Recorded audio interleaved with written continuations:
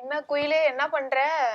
சும்மாதான் உட்கார்ந்துருக்கேன். ஆமையில நமக்குன்னு பார்த்து அப்பப்போ டெய்லி ஏதாவது ஒரு பரபரப்பான விஷயம் கிடைச்சிருது. அது மாதிரி இன்னைக்கு ஒரு விஷயம் கிடைச்சிருக்கு. என்ன விஷயம்? ஏதோ தனுஷுக்கும் நயன்தாராக்கும் பயங்கரமான மோதலாம். நீ யாரு நான் யாரு அப்படின்ற அளவுக்கு பெரிய சண்டையாம். அடடா, அவங்ககிட்ட சேர்ந்து படம் எல்லாம் இந்த யாரடி நீ மோகினியில எல்லாம் பயங்கரமா இருக்கும்ல அவங்க பேரெல்லாம். அவங்களுக்கு சண்டையா? அவ்வளவு க்ளோஸா இருந்தவங்க இன்னைக்கு 2 பேரும் இப்படி பிரிஞ்சுட்டாங்க. அந்த மாதிரி ஒரு சண்டை நடந்திருக்கு. அடடா, என்னாச்சு? சண்டைனா கொலாயடி சண்டை, நம்ம ஊர் கொலாயடி சண்டை மாதிரிலாம் இல்ல. இது வந்து 2 பேரும் என்ன பண்ணிட்டாங்க, ஆளுக்கு மாத்தி மாத்தி இவங்க லெட்டர் அனுப்ப, ஒரு நோட்டீஸ் அனுப்ப, இந்த மாதிரி அட்வொகேட் மூலியமாவே ஒரு சண்டை போயிட்டு. லெட்டரா? என்ன லெட்டர்? தனுஷுக்கு எதிரா பயங்கரமா கண்டன விமர்சனம்.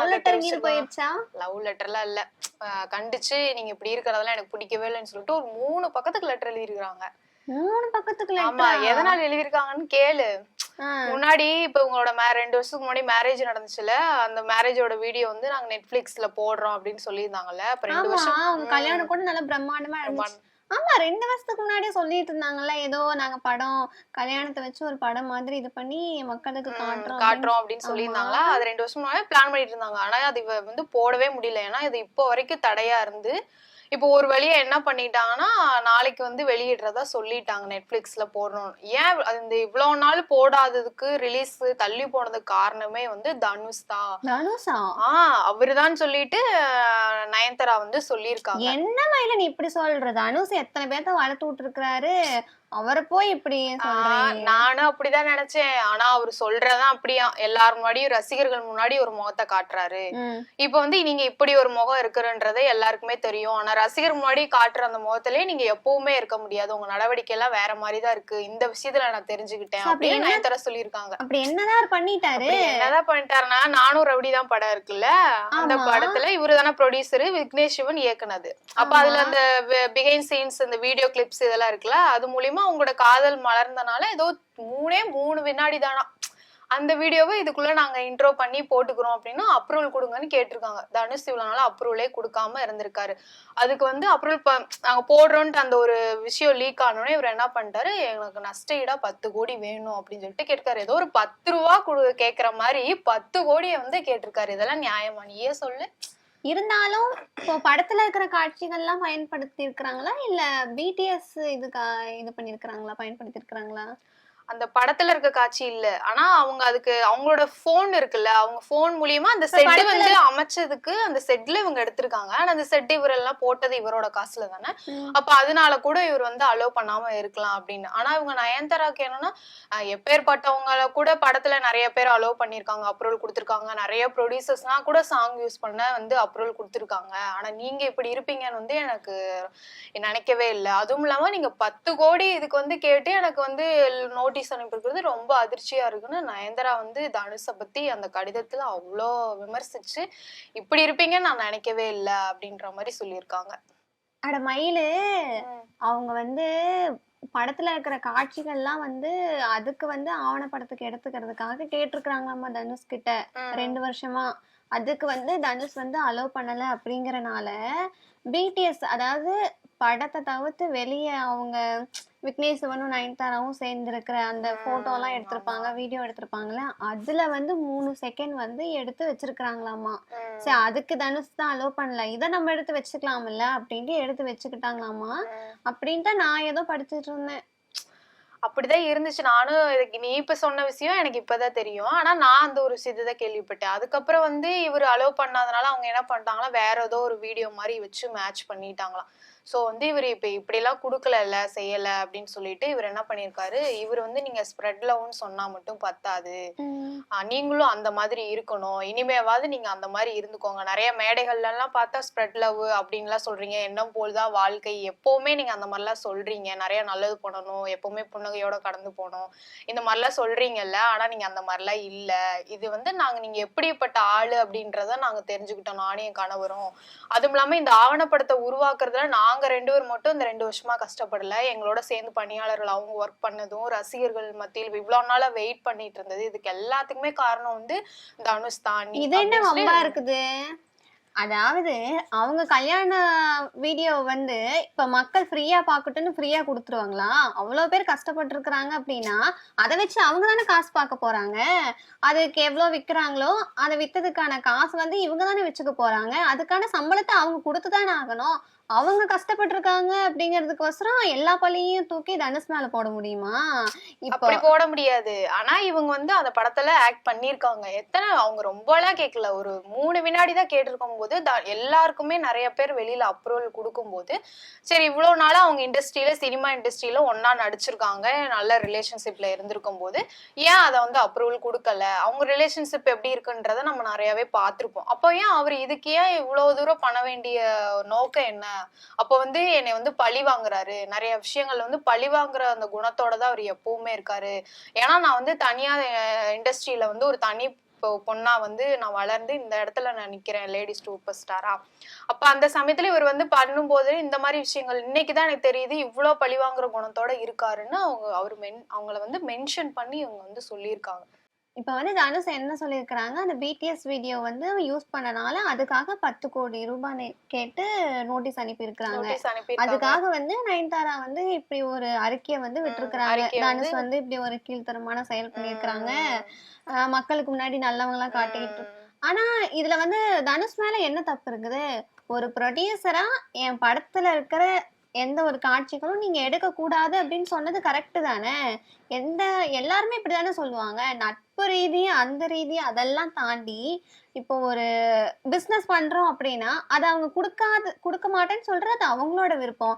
அது வந்து தனுஷ் வந்து இல்ல இவங்க இப்படி கொடுத்தா நல்லவங்க, அப்ப கொடுக்கலன்னா கெட்டவங்க அப்படிங்கிற மாதிரியா? நயன்தாரோட பாயிண்ட் ஆஃப் வியூ அப்புறம் இப்படியா? அப்படி இல்ல. அவங்க என்ன சொல்றாங்கன்னா, நீங்க வந்து அப்ப அப்ரூவல் அவரோட இஷ்டம், அவர் கொடுக்கறது கொடுக்காத அவரோட இஷ்டம். இது வந்து வியாபார ரீதியாவோ இல்ல வந்து நாங்க வந்து அந்த கோர்ட் மூலியமாவோ எங்களுக்கு ஏதாவது இருந்துச்சுன்னா நீங்க அது மூலமா எங்களுக்கு மறுக்கப்பட்டிருந்தா நான் ஏத்துப்பேன். ஆனா உங்களால முடியும், ஆனா முடியும்னு தெரிஞ்சு இவ்வளவு நாள் ரிலேஷன்ஷிப்லயும் இண்டஸ்ட்ரியிலயும் இருந்துட்டு உங்களால முடியும்னு தெரிஞ்சு நீங்க கொடுக்காததான் எனக்கு ரொம்ப கஷ்டமா இருக்கு. அப்ப இதுல இருந்து பார்க்கும்போது நீங்க வந்து என்ன பழி வாங்குற மாதிரிதான் இருக்கு, வேணும்னே பண்ற மாதிரிதான் இருக்கு. அந்த மாதிரி 10 கோடி எல்லாம் கேட்டு இந்த மாதிரி எல்லாம் பண்ணணும்னு அவசியம் இல்ல. இப்ப இப்படி பண்ணது வந்து எனக்கு கஷ்டமா இருக்கு அப்படின்ற மாதிரி நயன்தாரா வந்து சொல்லியிருக்காங்க. அட மயில, நீ சொல்லவும்தான் எனக்கு இன்னொன்னு ஞாபகம் வருது. ஏதோ டைரக்டராமா இசையமைப்பாளரும் கூடவாமா ஏதோ எஸ் குமரன் ஒரு டைரக்டர் வந்து இப்போ இந்த நயன்தாரா இஷ்யூ வந்ததுக்கு அப்புறம் தான் அந்த இஷ்யூ வந்திருக்குது. அவர் என்ன சொல்லியிருக்கிறாரு அப்படின்னா, அவர் ஏதோ ஒரு படத்தை வந்து எடுத்திருக்காரு போல, இன்னும் வெளியே வரல. அந்த படத்துக்கு வந்து எல்ஐசின்னு ஏதோ டைட்டில் வச்சிருக்கிறாரு போல. அந்த எல்ஐசி வந்து வைக்க கூடாது அப்படின்னு சொல்லிட்டாங்க. ஆனா அதை மீறியும் வந்து விக்னேஷ் சிவன் இருக்கிறாங்கல்ல, விக்னேஷ் சிவன் வந்து அடுத்ததான் வந்து பிரதீப் ரங்கநாதன் வச்சு ஒரு படம் எடுக்கிறாங்க. அந்த படத்துக்கு வந்து எல்ஐசின்னு வந்து இந்த படத்தோட பேர் வந்து எல்ஐசி அப்படின்னு விட்டுருக்குறாங்க. ஆனா அதுக்கு வந்து எஸ் குமரன் வந்து நான் ஏற்கனவே எல்ஐசின்னு வச்சிருக்கேன், நீங்க வைக்க கூடாது அப்படின்னு சொல்லிட்டாங்க.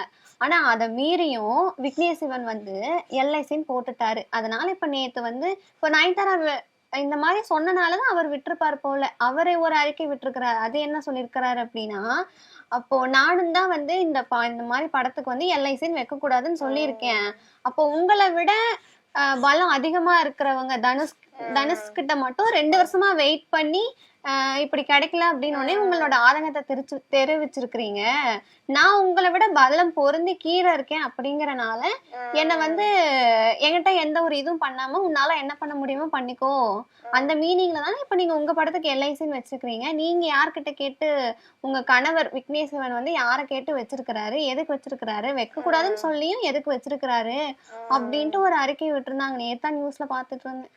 நானும் அதை பாத்திருக்கேன். அதனாலதான் ஒருவேளை விக்னேஷ் சிவன் வந்து ஒரு அகேன்ஸ்டா ஒரு வீடியோ மாதிரி வச்சிருந்தாரு, அவரு ஒரு பதிவிட்டு இருந்தாரா, அதை திரும்ப எடுத்துட்டாங்க. இப்ப எதுக்கு எடுத்தாங்க என்னன்னு தெரியல. அதுல நான் கூட பார்த்தேன் என்ன வச்சிருந்தாருன்னா, ஏதோ நான் என்னன்னு பாக்கல, அதுக்குள்ள டெலிட் பண்ணிட்டாரு.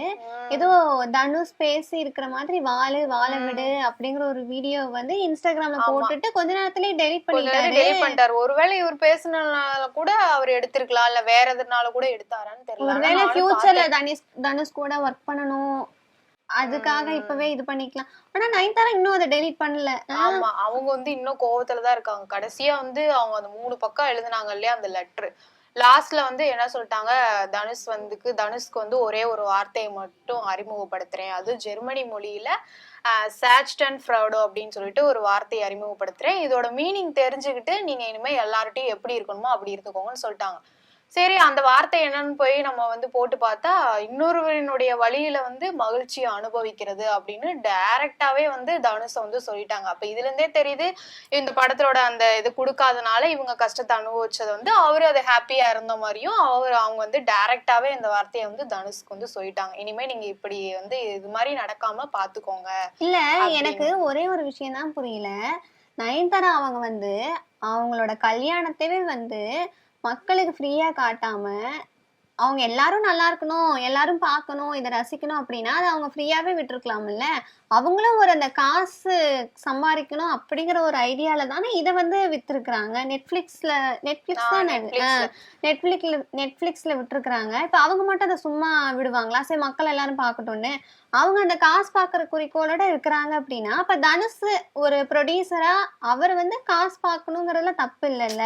ஓகேடி, நீ தனுஷுக்கே சும்மா சப்போர்ட் பண்ணாத. காசு இல்லைன்னா உலகமே இல்ல. என்ன காசு இருந்தாதான் உலகமே. பிறந்தாலும் எதுக்காவது காசு வைக்கிறாங்க, செத்தாலும் காசு இருந்தா தான் அடக்கம் பண்றாங்க. அந்த மாதிரிதான் ஏதாவது வந்து காசு இல்லைன்னா ஒண்ணுமே செய்ய முடியாது. அதுக்கெல்லாம் இல்ல. இப்ப நான் வந்து உங்ககிட்ட வந்து ஒரு பேனா கேக்குறேன் அப்படிங்கிறேன், நீ வந்து என்கிட்ட இருக்கிற முன்கோபத்தினால இல்ல நான் தரமாட்டேன் அப்படிங்கிற, அதனால உன்னை வந்து நான் கெட்டவன் சொல்லிட முடியுமா?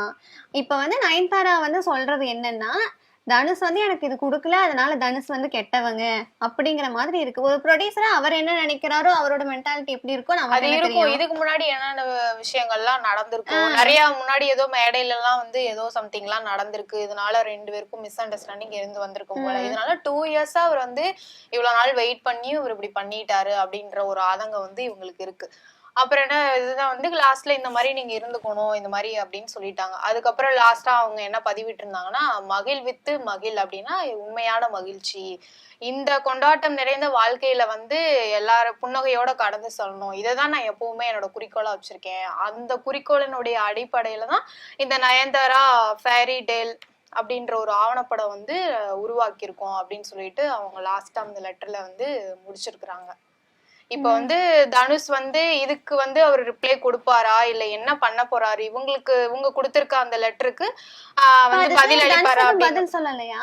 என்ன அவரு எதுவும் சொல்லவே எதுவுமே சொல்லி அவர் ஏன்னா இப்ப எங்கேயோ படப்பிடிப்புல இருக்காரா, அதனால வந்து என்னால சொல்ல முடியாது, நான் பிஸியா இருக்கேன், என்னோட அட்வொகேட் வந்து ஏதாவது சொல்லுவாரு, இல்ல மேபி வந்து இன்னும் வர காலங்கள்ல மேடைகள்ல மேபி சொல்லலாம். அடுத்த ஒரு படம் இட்லி கடைன்னு ஒண்ணு வரப்போகுது, ஒருவேளை அது ஆடியோ லான்ச் இல்ல படம் ப்ரமோஷன் இந்த மாதிரி எதுலயாவது கூட சொல்ல சான்ஸ் இருக்கு. இப்பதான் எனக்கு ஒரு ஞாபகம் வருது, இந்த நடிகர் எல்லாம் வந்து ஸ்டேஜ்ல ஏறின உடனே மைக்க பிடிச்சிட்டு அவங்களுடைய அந்த பாதைகள்லாம் ஏதாவது சம்திங் நடந்தா மோட்டிவேஷன் எல்லாம் சொல்லுவாங்க. அப்ப இப்பதான் புரியுது, அப்ப நமக்குலாம் எப்படி பக்கத்து வீட்டுல அங்க டிக்கெட் எதிரிகள்லாம் கூட இருக்கிற மாதிரி அவங்களுக்கு சினிமா இண்டஸ்ட்ரிக்குள்ளேயே வந்து எதிரிகள்லாம் இருப்பாங்களோ, ஒருத்தருக்கு ஒருத்தர் வந்து வாழ விட மாட்டாங்க, செய்ய மாட்டாங்க. விஜயும் பேசியிருக்காரு, சிவகார்த்திகேயனும் பேசியிருக்காரு, ஆளுக்கு மாத்தி மாத்தி இப்ப இவங்களுக்குள்ளேயே அந்த பிரச்சனைகள்லாம் போயிட்டு ஒருத்தருக்கு ஒருத்தர் விமர்சனம் பண்ணிக்கிறாங்க. நயன்தாரா விஷயம் வந்தனாலதான் சிவகார்த்திகேயன் பத்தி ஒண்ணு வந்துச்சு. இந்த கொட்டுக்காளி படம் ரிலீஸ் ஆச்சுல்ல, அப்ப ஏதோ பட ப்ரமோஷன் அப்போ ஸ்டேஜ்ல வந்து சிவகார்த்திகேயன் வந்து பேசியிருக்கிறாரு. என்னன்னா, நான் தான் இவங்களுக்கு வாழ்க்கை கொடுத்தேன் அப்படின்னே என்னை வந்து பழக்கிட்டாங்க, யாரும் எனக்கு வாழ்க்கை கொடுக்கல, என்னோட உழைப்புனாலதான் நான் வந்திருக்கேன். இப்ப அது சிவகார்த்திகேயன் அன்னைக்கு பேசின வீடியோ வந்து இப்ப வந்து நயன்தாரா வந்தனால இப்போ இது ரெண்டும் மேட்ச் பண்ணி போட்டுட்டு இருக்கிறாங்க. அதை விட யாழினி நீ மோகினி படத்துல ஒரு பிள்ளை கிணத்துல குதிச்சப்ப அந்த சீன்ல வந்து இப்படி தலையில இப்படி அடிப்பா, அந்த சீன் கூட இப்ப வந்து ரொம்ப மெர்ஜ் பண்ணி வீடியோ வந்து ட்ரெண்டிங் ஆகிட்டு இருக்காங்க. வந்து தனுஷ் கத்துனா அப்படின்ட்டு மண்டையில அடிச்சிருப்பாங்க, அப்பவே தெரிஞ்சிருக்கு அப்படின்ற மாதிரி வந்து இந்த மக்கள் எல்லாம் எப்படிதான் இந்த சோசியல் மீடியாக்காரங்க எல்லாம் எங்க இருந்து எங்க கொண்டு வந்து வீடியோ போடுவாங்கன்னு தெரியல. இப்பதான் வந்திருக்கும், உடனே அதை வந்து எப்படியே மெர்ஜ் பண்ணி சேர்த்துறாங்க. என்ன பண்றதுன்னு வந்து பாக்கலாம். தனுஷ் வந்து இப்ப சரி, இப்ப இதுக்கு வேற ஆக்டர் யாரும் எதுவும் சொல்லலையா? அதெல்லாம் வந்து இப்ப நயன்தாராக்கு நிறைய ஃபேன்ஸ் இருக்காங்க. அப்படி பாக்கையில நயன்தாராக்கு நிறைய பேர் அவங்களோட தரப்புல இருந்து நிறைய பேர் சப்போர்ட் பண்ணி இன்ஸ்டாகிராம்ல எல்லாம் வந்து ஸ்டேட்டஸ் ஸ்டோரி மாதிரி வச்சிருக்காங்க. தனுஷ் பக்கமும் நிறைய பேர் 2 பேர் சைடுமே ஃபேன்ஸ் இருக்கிறதுனால ஆப்போசிட் சைட்ல தான் சப்போர்ட் பண்ணிட்டு இருக்காங்க.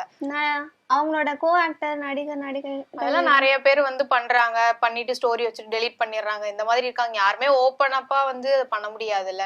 உள்ள இருக்க ஆக்ட்ரஸ் ஒரு ஆக்டரோ யாருமே ஓப்பனா பண்ண முடியாது. ஆனா நயன்தாராக்கு தெரிஞ்சவங்க நிறைய பேர் வந்து ஸ்டோரி வச்சிருக்காங்க. அதை இவங்களை வந்து போட்டிருக்காங்க. சோ பாக்கலாம் தனுஷ் ஆமா வந்து என்ன பண்றாரு. நயன்தாராவோட அந்த போஸ்டுக்கு கூட லைக் போட்டிருக்காங்க அப்படின்ட்டு நியூஸ்ல எல்லாம் பார்த்தேன். நஸ்ரியா போட்டிருந்தாங்க, ஐஸ்வர்யா அனுபமா ராஜேஷ். ஐஸ்வர்யா ராஜேஷ் வந்து லைக் போட்டு டெலீட் பண்ணிட்டாங்களாமா. அப்புறம் யாரு அனுபமா போட்டிருந்தாங்க, ஐஸ்வர்யா லட்சுமி நிறைய பேர் போட்டிருந்தாங்க. இவங்க எல்லாருமே தனுஷோட நடிச்சவங்களாச்சே. அவங்களுக்கு ஏதாவது ஒருவேளை தோணி இருக்கலாம், போடலாம், இது பரவாயில்ல, இதுக்கு வந்து அப்ரூவல் கொடுத்துருக்கலாம் அப்படின்னா நமக்கு தோணுன மாதிரி அவங்களுக்கும் தோணி இருக்கலாம். ஆனா ஆனா வந்து அப்ரூவல் கொடுக்காதனால வந்து கெட்டவங்கன்னு சொல்றது என்ன நியாயம் இருக்குது? கெட்டவங்கன்னு சொல்ல, இதுக்கு முன்னாடி அவங்களுக்கு ஏதோ நடந்திருக்கு, அதனாலதான் குறிப்பிட்டு பழி வாங்குற குணத்தோட நீங்க சரி, வந்து ஒருவேளை இருக்கீங்க அப்படின்னு முன்னாடியே சொல்லியிருக்காங்க. 2 பேருக்கும் பிரச்சனை. இப்ப நம்மளே நார்மலா நமக்குள்ள ஏதாவது பிரச்சனைன்னா நீ எனக்கு ஏதாவது தருவியா இல்ல நான் உனக்கு ஏதாவது தருவேனா, அவ்வளவுதான் முடிஞ்சது. இப்போ அதனால கூட தனுஷ் வந்து இல்ல நம்ம எதுவும் தர வேணாம், நம்ம எதுவும் கலந்துக்க வேணாம், எதுவும் பண்ண வேணாம் அப்படின்னு விட்டு இருந்திருக்கலாம்ல. பிடிஎஸ் மீடியாவே இருந்தாலும் அந்த செட்டு அவங்க போனதுக்கு காசு கொடுக்கறது எல்லாத்துக்குமே காசு போட்டது வந்து தனுஷ் தான். அங்க என்னென்ன செலவு இருக்கு, என்னென்ன எல்லாமே பண்ணது தனுஷ் தான். பிடிஎஸ் மீடியாவே இருந்தாலும் அந்த இடத்துக்கு காசு கொடுத்தது யாரு? தனுஷ். அது தனுஷ் தான். ஆனா இவங்க என்ன சொல்றாங்க, இவ்வளவு நாளா நம்ம இருந்திருக்கோம்ல, ஒரு இதுக்கு வந்து நீங்க அப்ரூவல் கொடுக்காம இருந்தது பெரிய அதிர்ச்சி. ஏன்னா அவங்களோட ரிலேஷன்ஷிப் அந்த அளவுக்கு இருந்திருக்கு. நயன்தாரா வந்து அவளை நம்பியிருக்காங்க தனுஷ. அதுவும் சினிமா இண்டஸ்ட்ரியில இவ்வளோ வருஷமா வந்து ஒர்க் பண்ணிட்டு இருக்கும் போது, இது மட்டும் இல்லாம என்ன பண்ணி இந்த விஷயம் வந்து அவ்வளோ சோசியல் மீடியால பரவி, ஹிந்தில ஹாலிவுட் எல்லாத்துலயும் வந்து இந்த விஷயம் ரொம்பவே பரவிடுச்சு. உங்க 2 பேருக்கும் மோதல், பயங்கரமான சண்டை அப்படி இப்படின்னு போயிட்டு இருக்கு. இதுக்கு வந்து தனுஷ் ஏதாவது முற்றுப்புள்ளி வைக்கிறாரான்னு பார்ப்போம். வச்சிருவாரு. எனக்கு தெரிஞ்சு மேபி அடுத்து பேசுவாங்களா என்னன்றது தெரியல. ஆனா இவங்க அதுக்கு பதிலா வந்து வேற எது ரெடி பண்ணிட்டாங்க. அதுக்கு பதிலா இவங்களாவே ஒரு வீடியோ வந்து ரெடி பண்ணிக்கிட்டாங்க. ஆனா பாப்போம் மேபி எப்படி இருக்கு. நாளைக்கு வேற அந்த வீடியோ ரிலீஸ்ன்னு சொல்லியிருக்காங்க. ஆமா, எப்ப ரிலீஸ்? நாளைக்கா? 18ஆம் தேதி, நவம்பர் 18ஆம் தேதி ரிலீஸ்ன்னு சொல்லியிருக்காங்க. சரி பாப்போம் அது எப்படி இருக்குன்றத பாப்போம். தனுஷும் வந்து இன்னும் இதுக்கு ரிப்ளை கொடுக்குறாரா இல்லையான்றதையும் பாப்போம். சரி, ஓகே. நமக்கு என்ன? சரி குயிலு, வரேன். சரி மை, பாய். பாய்.